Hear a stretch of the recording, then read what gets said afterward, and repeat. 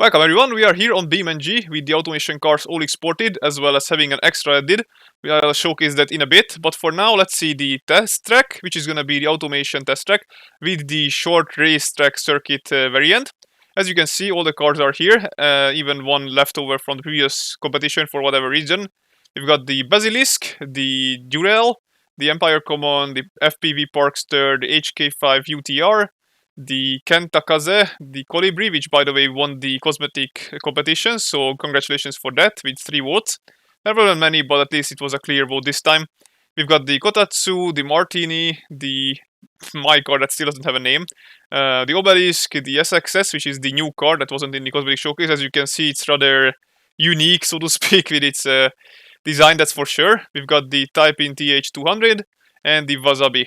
Alright, so all of these 14 or however many cars are gonna be put together on a track in a time competition, and of course the best time will be the winner. I'll be listing them all at the end of the video, but for now I'm gonna showcase you the times when they had their best lap, and that's why I'm showcasing the cars now, because I usually don't show their names when I start them up, so now you'll actually see which is which car, at least based on colors you can probably associate them. So yeah, let's get right into challenging them, shall we?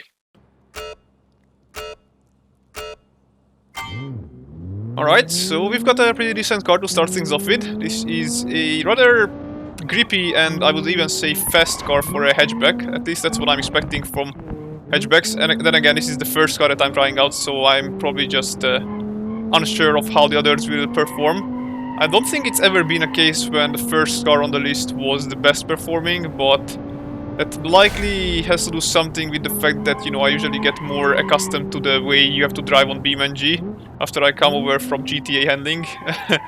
But yeah, usually it's just, there's just not much chance, not a high chance for the first car to be the best car. But I mean, it might be the case for this one, because it does feel like that the creator actually took into consideration how the car would drive in BeamNG. Maybe even he himself tried it out. Who knows? Yeah, this is a kind of a dodgy corner. It's kind of a weird way of how you take it. Either you go off-road or just brake early enough to actually take it, like this one. It's more steep of a corner than you would give it credit for, like this one as well. And there you go. And just the final sprint down to the finish line. Let's see what time we get. It's gonna be a sub 120 minute, it looks like. Yep. 1:18:403. Nice. Alright, next car. Oh boy, this car. It's the vroom vroom machine. Oh yes. Okay, just brake it because it can oversteer on you really easy. It's a very weird one, because as long as I throttle control it, it should be fine, but the moment I just press on the gas a bit more than I probably should, it just goes into beast mode and it just kills me. So yeah, it's definitely an experience, that's for sure. Okay, just drift it around the corner, there you go. Brake early, brake early. The brakes are not that bad, but again, the cornering isn't the safest to maneuver with. But as long as I can keep the cornering relatively, I guess, stable, this car can definitely take it to the next level. Alright, Jesus, I'm so scared. It requires me so much focus just to not spin it out. I almost spilled the wall there, but we're still going. We are still going, and that's what matters. Come on. No. Okay, there you go.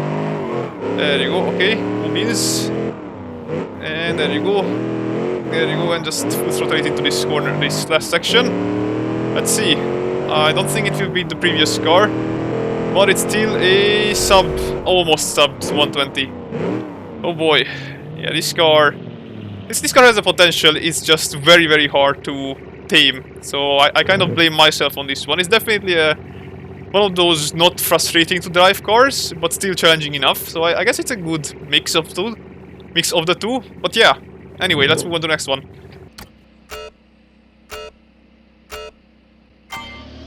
Alright, let's see. So I don't think I've ever seen or heard a car like this before. It's rather menacing, so to speak, but this one is the kind of exact opposite of the previous car. It's very understeery, especially at speeds where you wouldn't expect it to be.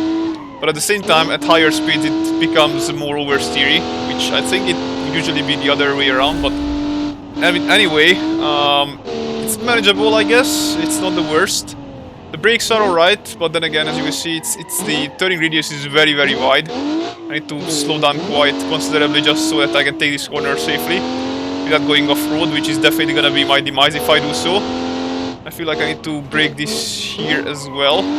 Yep, I do need to brake here as well. But yeah, it's alright. It's not the worst. That's definitely something. It says a lot in BeamNG. BeamNG is not kind to these cars, to be fair. I do like the sound though. It's kind of interesting. Okay, just take this corner. I said take this corner. Don't go off-road. Off-road is bad. Like that, yes. And come on, final corner. There we go. And just straight into the last section. I think this is gonna be the slowest of the bunch yet. Just by less than a second, but yes, it is the third car so far. The order has been the same as the showcase orders, so first was first, second was second, and this was the third car. But yeah, they are pretty close to each other, so yeah, it's a good competition so far. Let's move on to the next one.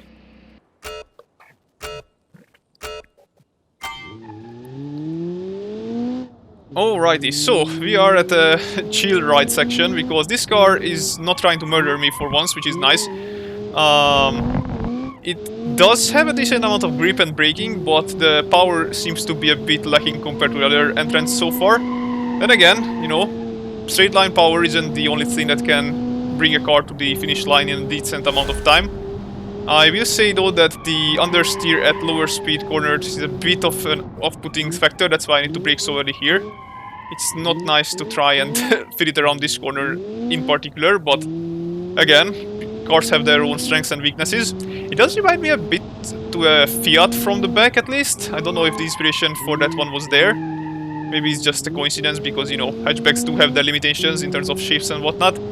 But yeah, again, it's kind of nice to have some cars that aren't trying to murder me in BeamNG. You know, some people are actually able to pull together a build that's probably more decent to drive than many other cars, even if the performance itself isn't the most impressive. But anyways, we are still going. We got a few more seconds. Let's see how this pitches against the other cars. And actually, oh wow, it's the fastest car of the bunch yet. I didn't expect that, to be fair. Sub 19 second lap. Alright, that's pretty decent. Let's move on to the next one.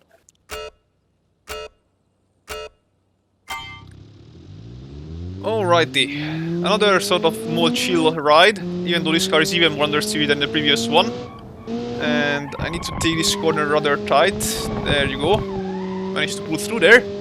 So yeah, it's definitely again one of those less rumbly cars. It's a bit on the weaker side in terms of power, but as we see just before, weak power doesn't mean it's bad performance. It's got the grip at least. It doesn't try and oversteer on me every single corner, which is nice. I usually prefer understeer over oversteer. And this car does have the... There you go, just don't snap on me there. A bit on the off-roading section, but that's fine. We're still going. Okay, this section is a bit more tricky to get right in understeery cars. Alright, I think I managed to get the angle correct. So yeah, it's a decent looking car with a not too horrible performance and driving style. I can definitely deal with this, that's for sure. And we are almost done with the lap as well. Just take these corners, alright. There you go. Don't get into the stupid tire walls over there, that has been a ruining factor for me many times now. Trying to get the time over there, but as you can see the time isn't the best for this car. Again, at least it was manageable. Alright, let's move on to the next one.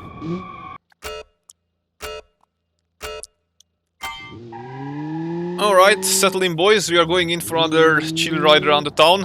Actually it's a racetrack, but you get what I mean. It's again one of those cars that is not really performance focused, I feel like. It's also a bit top heavy, so it actually can flip over, which is weird. I haven't really seen any cars do that, but as you can see on the lower suspension that it does bounce about. But yeah, it's at least unique in that sense, I guess. It's drivable, you know, it's not gonna trying to kill you. Thankfully, this class, especially the hatchback class, isn't that challenging to drive if the car itself isn't trying to kind of crash its own boundaries, I guess. Most of these cars are just the chill cars, is what I like to call them. It's gonna get you from point A to point B without killing you, and that's fine. Again, this car is just doing what it needs to do, going around the track. Probably not it's gonna be a horrible time either. Doesn't feel like it's gonna do too badly, but then again, you know, most of these cars are rather close together. The gap between the last 5 or 4 has been less than 10 seconds. This one is gonna be in that range as well. It's actually not that bad. It finishes just after the sort of first batch of cars, the sort of top batch. So yeah, it's not bad. Next one. Alright, so here you have the cosmetic competition winner, the Kolibri. It's actually a not too bad car to drive either, however it does have very very terrible brakes, which again is something that every single competition has one of these cars at least. And probably the Kolibri is gonna be the top of the bad brakes category. It's got decent speed at least and decent cornering, so that's the saving grace, I guess. And it does look really nice, you know. I do understand why people would choose this car to be the winner for the cosmetic competition showcase. Alright, so just brake. There you go. Okay, now I braked early enough. And just don't give any throttle. Now you can.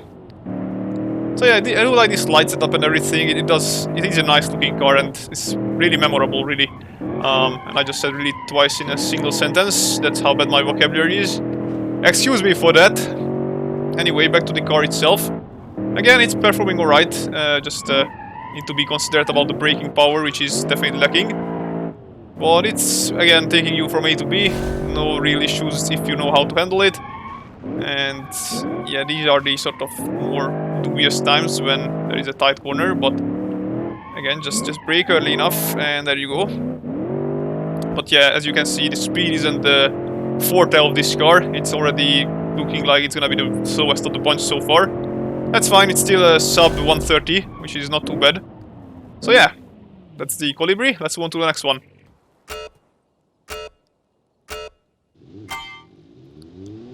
Alrighty, up we go with the Opel Astra, which is not an Opel Astra, but I'll call it this because it reminds me of an Opel Astra because of the shaping of the body. I guess automation wasn't really trying to hide it either. It even has the plastic panels and everything up and ready. But yeah, again, it's one of those cars that actually is surprisingly a sleeper. Like it's going at a decent speed and actually takes corners with relative ease. As long as you brake early enough, you should be fine. Like this, there you go. It's a good car. I definitely wouldn't describe it as anything horrible. Especially with probably the time will show as well that it's doing better than you might expect. But yeah, for now I just have to focus on not messing up my lap, and then the time will speak for itself. I actually probably shouldn't cut off those corners like that, because I actually said I wouldn't try and cut the off-road part. But anyway, just don't go into the stupid tire wall again, and there you go. Yep, it looks like this car might be the new winner.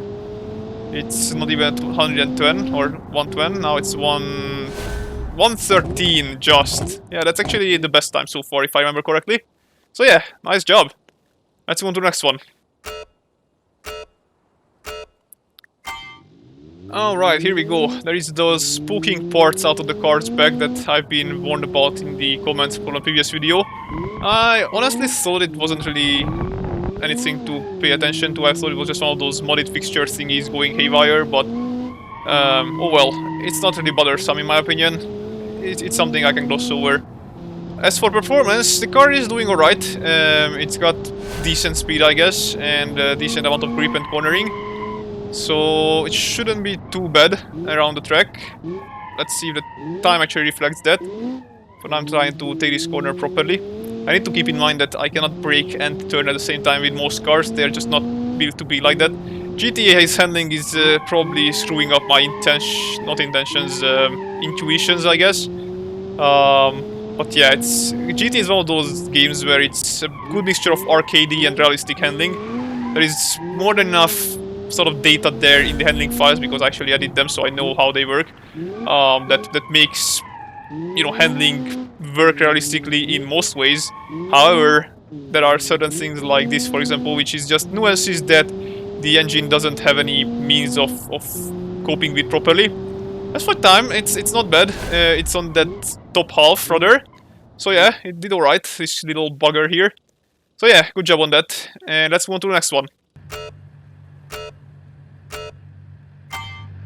Alright, my car is on the menu next. I think since I chose the single outtake or whatever you call that exhaust, as you can see, despite me having double-sided exhausts, only one of them actually works. The smoke one and the sort of burst fires only come out of the left one.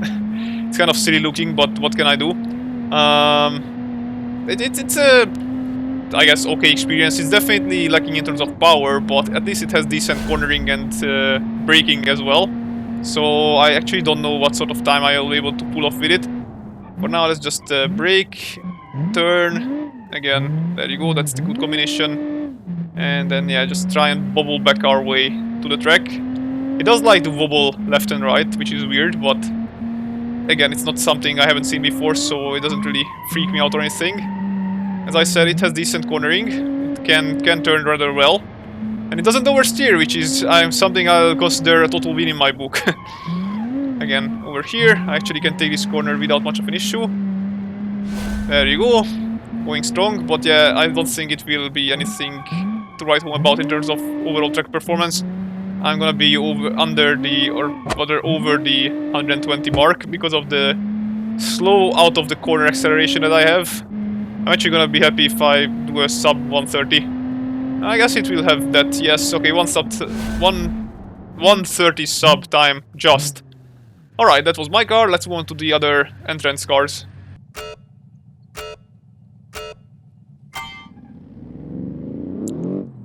Ooh, this car has a rumbly voice, or sound rather. It's actually a really nice sound, I would say so. I don't know why, I just really like this sort of low rippling sound that this car has.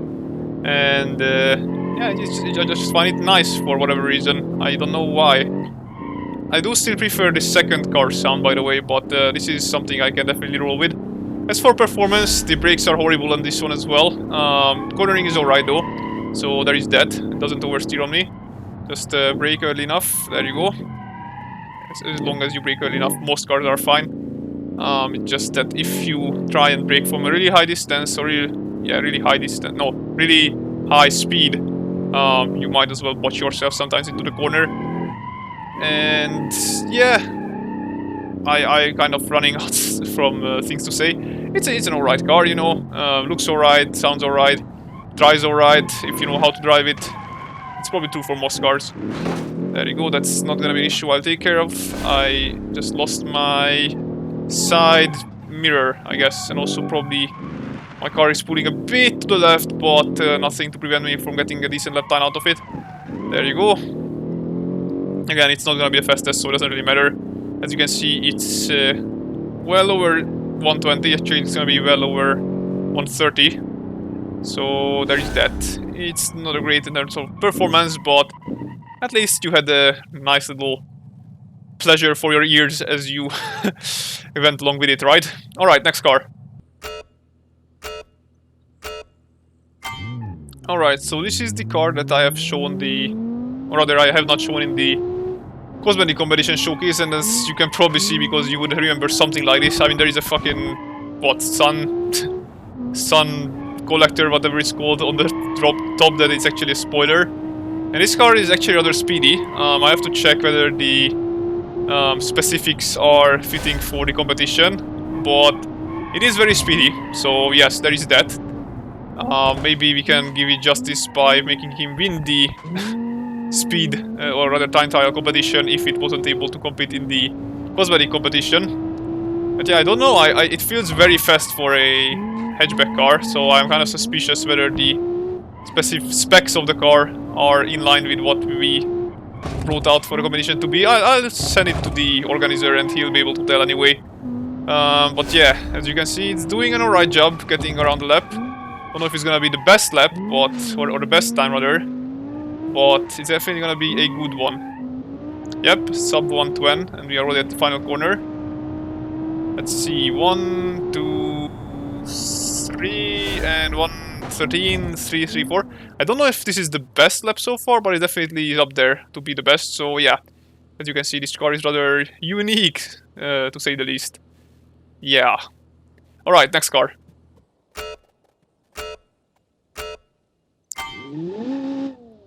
Alright, here we go with another speedy boy. This is the last but one car.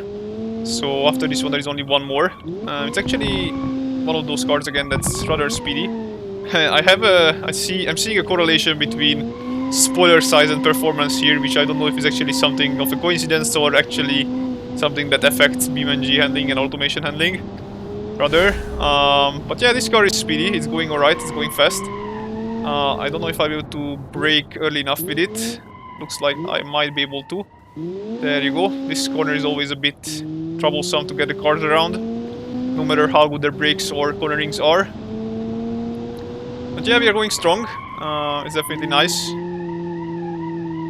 It's got the grip, it's got the cornering, and it can take you to the finish line in a rather fast pace, that's for sure. I somehow caught that corner again, just couldn't turn enough so that I could actually take it properly. But oh well. Head worse, as they say. Alright, let's go. I don't think it will be the previous lap time, but it's still gonna be up there on the very top. Probably podium or something on those lines.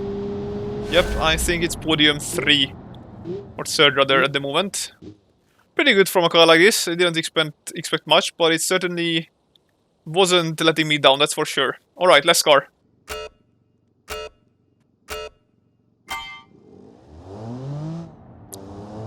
Alrighty, last car.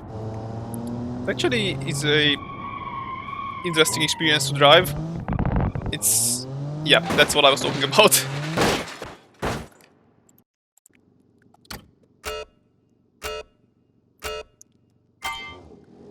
Alright, last car. It's rather wobbly boy, this one. It tends to roll over just like mine did. As long as you can take the corners relatively safely, I think it's gonna be fine though.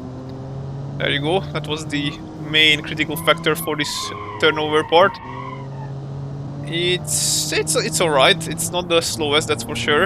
As long as it can reach 80 miles an hour on this straight, it's decent enough, I feel like. It's a bit more unstable than the previous cars, but I probably have been just spoiled by the amount of grip that the previous cars had. And this one has no spoiler, it looks like, at least not that I can... there is a lip spoiler, I guess. There is a spoiler. I don't know if lip spoilers do less than normal spoilers, but it's probably the suspension that makes this car a bit more unstable on the road. Again, it's still good enough for me to cross the line with, I guess. But it's clearly not gonna break any records. Well, that's fine, you know, as I said, not every car needs to be a top-performing beast. It's good enough if they just take me to the finish line safely. And it's kind of a nice car, I guess. It looks alright, as you can see. Bit of a bugger, this one. Alright, this is the last car. And yeah. I'm gonna put out the times of each of every single car at now in a single screen. And hopefully you enjoyed. This was definitely one of the least painful experiences for me to drive cars around BeamNG. Thank you again for everybody who submitted a car into this competition. I'll see you again next month with another announcement. And yeah, take care guys and goodbye.